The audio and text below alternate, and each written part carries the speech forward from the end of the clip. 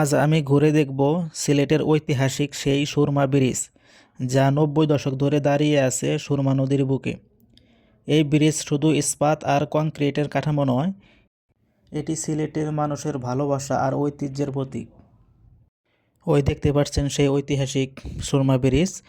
এখন আমরা সেখান দিয়ে হেঁটে ব্রিজের ওই পাশে চলে যাব, দেখব সুরমা ব্রিজটা কীরকম এবং আপনাদেরকে দেখানোর চেষ্টা করব।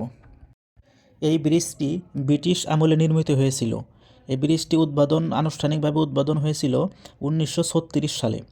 মূলত সিলেট শহরকে রেলওয়ের মাধ্যমে সারা দেশের সাথে যুক্ত করার জন্য সুরমা নদীর উপর দিয়ে এই সেতুটি তৈরি করা হয়েছিল। এটি ছিল সেই সময়ের ব্রিটিশদের স্থাপত্য ও প্রকৌশলের এক অসামান্য নিদর্শন। তাই যারা সিলেটে ঘুরতে আসবেন, এই ব্রিজটি দেখতে কখনোই ভুলবেন না।